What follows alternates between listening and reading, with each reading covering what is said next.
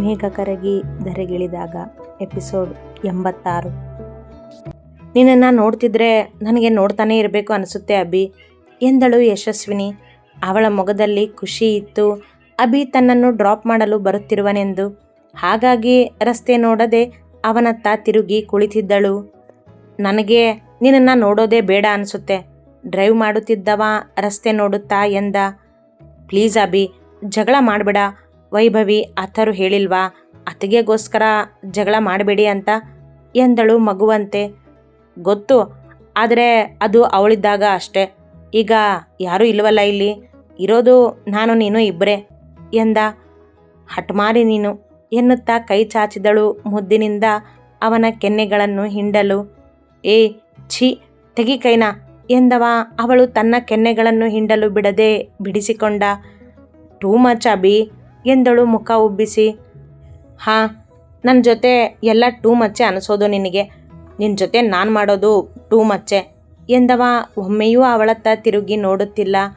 ಅವಳು ಅವನ ಮೇಲಿನ ನೋಟ ಕದಲಿಸುತ್ತಿಲ್ಲ. 5 ನಿಮಿಷ ಕಳೆಯಿತು ಹೀಗೆ. ಅದೇಕೋ ಅವಳು ತನ್ನನ್ನು ಹಾಗೆ ನೋಡುವುದು ಅವನಿಗೆ ಇರಿಸುಮುರಿಸಾದಾಗ ತಟ್ಟನೆ ಬ್ರೇಕ್ ಒತ್ತಿದ. ಅಮ್ಮ ಎಂದು ಬೀಳದೆ ಅವನ ತೋಳು ಬಿಗಿ ಹಿಡಿದಳು ಯಶಸ್ವಿನಿ.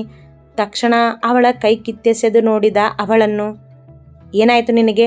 ಯಾಕೆ ಇಲ್ಲಿ ನಿಲ್ಲಿಸ್ದೆ ಕೇಳಿದಳು ರಸ್ತೆಯನ್ನೊಮ್ಮೆ ನೋಡಿ. ಅವಳ ಮನೆ ಇನ್ನೂ ದೂರವಿತ್ತು. ಯಾಕಂದರೆ ನಿನ್ನ ಟಾರ್ಚರ್ ತಡ್ಕೊಳ್ಳೋದಕ್ಕಾಗ್ತಿಲ್ಲ ನನಗೆ ಒದರಿದ. ಟಾರ್ಚರಾ? ನಾನೇನು ಟಾರ್ಚರ್ ಕೊಟ್ಟಿದ್ದೀನಿ ನಿನಗೆ?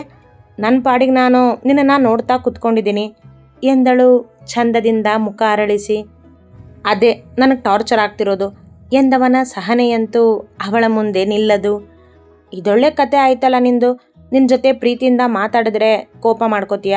ಅದಕ್ಕೆ ಜಗಳ ಬೇಡ ಅಂದ್ಕೊಂಡು ನಿನ್ನನ್ನು ನೋಡ್ತಾ ಕೂತ್ಕೊಂಡ್ರೆ ಅದು ಸಮಸ್ಯೆನಾ ನಿನಗೆ? ಅತಿ ಆಯಿತು ಅಭಿರಾಮ್ ಭಾರ್ಗವ್ ಶರ್ಮಾ ನಿಂದು. ಧ್ವನಿ ಏರಿಸಿದಳು. ಏಯ್ ಒರಟಾಗಿ ಎಂದ. ಉಸಿರೆತ್ತಲಿಲ್ಲ ಅವಳು. ನಿಂದು ಕಣೆ ಅತಿಯಾಗಿರೋದು. ನೀನು ನನ್ನನ್ನು ನೋಡಿದೆ, ನನ್ನ ಜೊತೆ ಮಾತಾಡದೆ ಸುಮ್ಮನೆ ಕೂತ್ಕೋ ಅಷ್ಟೇ. ನಾನು ನಿನ್ನ ಮನೆ ಮುಂದೆ ಒಗೆದು ಹೋಗ್ತೀನಿ ಎಂದ ಕಾರಿನ ಕೀ ತಿರುಗಿಸಿ. ಒಗೆದು ಹೋಗ್ತೀನಿ ಅಂದರೆ ನನ್ನನ್ನು ಏನು ಅಂದ್ಕೊಂಡಿದೀಯ ನೀನು? ರೇಗಿದಳು ಅವನನ್ನೇ ನೋಡುತ್ತಾ. ಅವ ಹೇಳಿದ ಮಾತೆಲ್ಲ ಕೇಳುವಳು ಇವಳು. ಮತ್ತಿನ್ನೇನು, ನಿನ್ನನ್ನು ನಿಧಾನವಾಗಿ ಇಳಿಸಿ ಮನೆ ಒಳಗೆ ಕರ್ಕೊಂಡು ಹೋಗಿ ಬೆಡ್ರೂಮ್ವರೆಗೂ ಬಿಟ್ಟು ಮಲಗಿಸ್ಬರ್ಬೇಕಾ?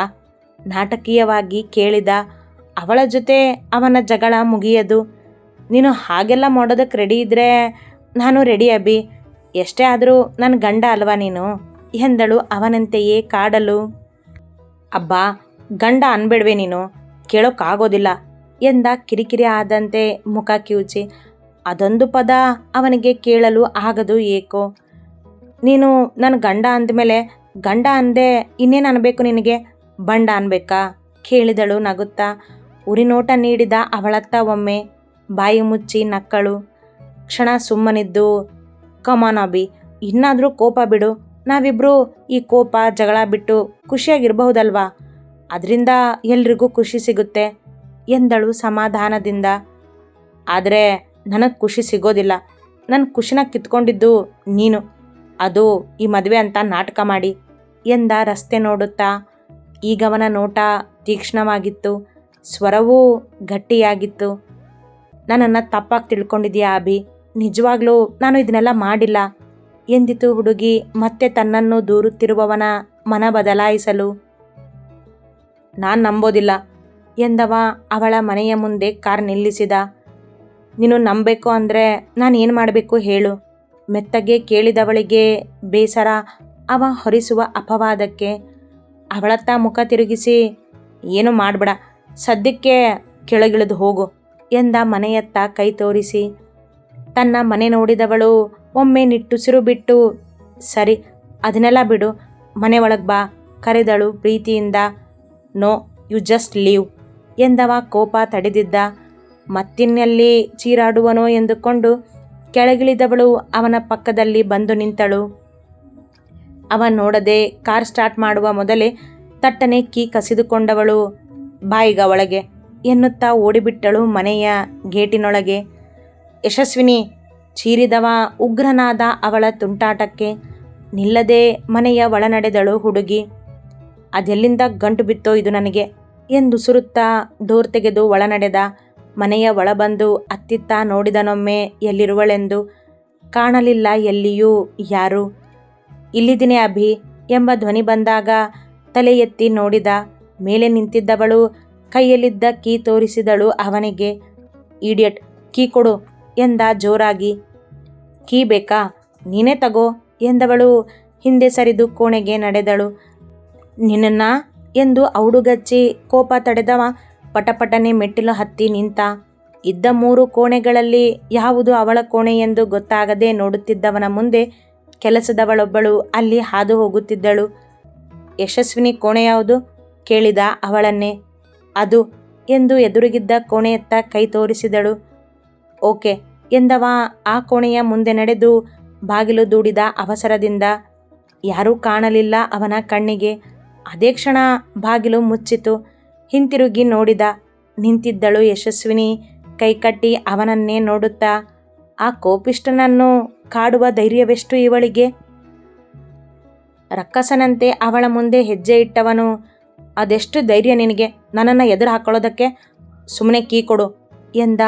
ಅವನ ಕಂಗಳು ಉಕ್ಕಿದ ಕೋಪಕ್ಕೆ ಜ್ವಾಲಾಮುಖಿ ಆಗಿದ್ದವು ಆಗಲೇ. ಅವನನ್ನು ಇಷ್ಟೊಂದು ಕಾಡುವ ಹೆಣ್ಣು ಇವಳೊಬ್ಬಳೇ ಜಗತ್ತಿನಲ್ಲಿ. ಕೊಡ್ತೀನಿ, ಮೊದಲು ಈ ಕೋಪ ಬಿಡು ಎಂದವಳ ಮುಷ್ಟಿಯಲ್ಲಿ ಕೀ ಅಡಗಿದ್ದನ್ನು ಗಮನಿಸಿದ ಅವ ನೋಟದಲ್ಲೇ. ನನ್ನನ್ನು ಪರೀಕ್ಷೆ ಮಾಡಿಬಿಡ ಯಶಸ್ವಿನಿ, ಕೀ ಕೊಡು ಎಂದ. ಕ್ಷಣ ಕ್ಷಣಕ್ಕೂ ಅವನ ಕೋಪ ಏರುತ್ತಿದ್ದರೆ ತಾಳ್ಮೆ ಇಳಿಯುತ್ತಿತ್ತು. ಮಾತನಾಡದೆ ಅವನನ್ನೇ ದಿಟ್ಟಿಸಿದಳು. ಇನ್ನೂ ತಡೆಯದೆ ಅವ ಅವಳ ಸನಿಹ ಬಂದು ಮುಷ್ಟಿಯಲ್ಲಿದ್ದ ಕೀ ಕಸಿದುಕೊಳ್ಳಲು ನೋಡಿದ. ಮುಷ್ಟಿ ಬಿಗಿ ಹಿಡಿದ ಯಶಸ್ವಿನಿ, ಮೊದಲು ನನ್ನ ಜೊತೆ ಮಾತಾಡು ನೀನು ಎಂದಳು ಹಠಕ್ಕೆ ಬಿದ್ದು. ನಿನ್ನ ಜೊತೆ ಮಾತು ಬೇಕಾಗಿಲ್ಲ ನನಗೆ, ಧ್ವನಿ ಏರಿಸದೆ ಗಟ್ಟಿಯಾಗಿ ಎಂದವ ಮುಷ್ಟಿ ಹಿಡಿದಿದ್ದ ಅವಳ ಕೈ ಬಿಗಿ ಹಿಡಿದು ಅದೇ ಬಾಗಿಲಿಗೆ ಅವಳನ್ನು ಒತ್ತಿ ನಿಂತ. ಅಕ್ಷರಶಃ ರಾಕ್ಷಸನೇ ಅವನೀಗ. ಅವನ ಕಂಗಳು ಉಗುಳುತ್ತಿರುವ ಬೆಂಕಿ ಕ್ಷಣ ಅವಳನ್ನು ಬೆಚ್ಚಿಸಿತು. ನಿನ್ನ ಜೊತೆ ಮಾತಾಡೋದಕ್ಕಾಗಲಿ ನಿನ್ನನ್ನು ನೋಡೋದಕ್ಕಾಗಲಿ ನನಗೆ ಇಷ್ಟ ಇಲ್ಲ. ಪದೇ ಪದೇ ನನ್ನನ್ನು ಕೆಣಕ್ ಬಿಡ ಯಶಸ್ವಿನಿ. ನೀನು ಅಂದ್ಕೊಂಡಿರೋ ಅಷ್ಟು ಒಳ್ಳೆಯವನಲ್ಲ ನಾನು. ನುಡಿದವನ ಧ್ವನಿ ಗರ್ಜಿಸಿದಂತಿತ್ತು. ಅವನ ಆ ರಕ್ಕಸ ನೋಟವನ್ನೇ ಎದುರಿಸುತ್ತಿದ್ದವಳ ಎದೆ ನಡುಗಿತ್ತು. ಅವನ ಕೈಗಳಲ್ಲಿ ಸಿಲುಕಿದ್ದ ಅವಳ ಕೈ ನೋಯುತ್ತಿತ್ತು. ಅದರ ಅರಿವು ಅವಳಿಗಿದೆ, ಅವನಿಗಿಲ್ಲ. ನಾನು ನಿನ್ನನ್ನು ಕೆಣಕ್ತಿಲ್ಲ ಅಭಿ, ಪ್ರೀತಿಸ್ತಿದ್ದೀನಿ ಎಂದಳು ಧೈರ್ಯದಿಂದ ಅವನ ನೋಟ ಎದುರಿಸುತ್ತಾ. ಅವಳ ಮಾತಿಗೆ ಹಿಡಿತ ಇನ್ನೂ ಬಿಗಿ ಮಾಡಿದವ. ಬಟ್ ಐ ಹೇಟ್ ಯು ಎಂದು ಸುರಿದ. ಮತ್ತೆ ಮಾತನಾಡದವಳ ಕೈಯಿಂದ ಕೀ ಕಸಿದುಕೊಂಡವ ಅವಳನ್ನು ಪಕ್ಕದಲ್ಲಿ ಸರಿಸಿ ಬಾಗಿಲು ತೆರೆದು ಹೊರಗೆ ಹೆಜ್ಜೆ ಇಟ್ಟನಷ್ಟೇ. ಎದುರಾದರು ವರ್ಧನ್. ಅಭಿರಾಮನ ಕಾರ್ ಮನೆಯ ಮುಂದೆ ನೋಡಿ ಯಶಸ್ವಿನಿಯ ಕೋಣೆಗೆ ಬಂದಿದ್ದರವರು. ನೀನೇನು ಮಾಡ್ತಿದ್ಯಾ ಇಲ್ಲಿ ಕೇಳಿದವರಿಗೂ ಅವನನ್ನು ಕಂಡರಾಗದು. ಅವನ ಪಕ್ಕದಲ್ಲಿ ಬಂದ ಯಶಸ್ವಿನಿ, ನಾನೇ ಕರ್ಕೊಂಡು ಬಂದಿದ್ದೆ ಅಪ್ಪ, ನನ್ನನ್ನು ಡ್ರಾಪ್ ಮಾಡೋಕ್ಕೆ ಬಂದಿದ್ದ ಎಂದವಳು ಅವ ಹಿಡಿದಿದ್ದ ಕೈಯನ್ನು ಸವರುತ್ತಿದ್ದಳು. ಅದೇ ಕ್ಷಣ ವರ್ಧನ್ರವರ ನೋಟ ಕೈ ಮೇಲೆ ಬಿದ್ದಾಗ ಅವಳ ಕೈ ಕೆಂಪಾಗಿದ್ದು ಕಣ್ಣಿಗೆ ಬಿದ್ದಿತು. ಯಶು, ಇದೇನಾಯಿತು ಕೇಳಿದರು ಅವಳ ಕೈ ಅಭಿಯ ಮುಂದೆ ಹಿಡಿದು. ಅವ ಕೂಡ ದೃಷ್ಟಿ ಹರಿಸಿದ ಅವಳ ಕೈ ಮೇಲೆ. ಅವನ ಬೆರಳುಗಳ ಅಚ್ಚಿತ್ತು ಅವಳ ಮಣಿಕಟ್ಟಿನ ಮೇಲೆ. ತಟ್ಟನೆ ಕೈ ಹಿಂತೆಗೆದುಕೊಂಡ ಯಶಸ್ವಿನಿ, ಏನಿಲ್ಲ ಅಪ್ಪ, ನಾನೇ ಯಾಕೋ ಕೈ ನೋಯ್ತಿದೆ ಅಂತ ಒತ್ತಿ ಹಿಡಿದಿದ್ದೆ ಅಷ್ಟೇ ಎಂದಳು ಅಭಿಯನ್ನು ಸಿಲುಕಿಸದೆ. ಅವಳ ಮಾತು ನಂಬದೆ ಅಭಿರಾಮ್ನನ್ನೇ ಕೋಪದಿಂದ ದಿಟ್ಟಿಸಿದರು ವರ್ಧನ್. ಅವನು ಕೂಡ ಅವರನ್ನು ಅಷ್ಟೇ ಕೋಪದಿಂದ ದಿಟ್ಟಿಸಿ ನಡೆದು ಬಿಟ್ಟ ಅಲ್ಲಿಂದ ನಿಲ್ಲದೆ. ನನಗೆ ಇವನನ್ನು ಕಂಡ್ರೆ ಇಷ್ಟ ಆಗೋದಿಲ್ಲ ಯಶಸ್ವಿನಿ, ಅಂಥದ್ರಲ್ಲಿ ನೀನು ಎಂದರು ಮಗಳಿಗೆ ಅಸಹನೆಯಿಂದ. ಎಲ್ಲ ಸರಿ ಆಗುತ್ತೆ ಅಪ್ಪ, ಯೋಚನೆ ಮಾಡಬೇಡಿ ನೀವು, ನಾನು ಸ್ವಲ್ಪ ಹೊತ್ತು ರೆಸ್ಟ್ ಮಾಡ್ತೀನಿ ಈಗ ಎಂದು ಕೋಣೆಯ ಒಳಬಂದು ಬಾಗಿಲು ಮುಚ್ಚಿದವಳು ಹಾಸಿಗೆಗೆ ಬಿದ್ದಳು. ಅಭಿ ದುಮುಗುಡುತ್ತಲೇ ಕಾರ್ ಹತ್ತಿ ಹೊರಟ.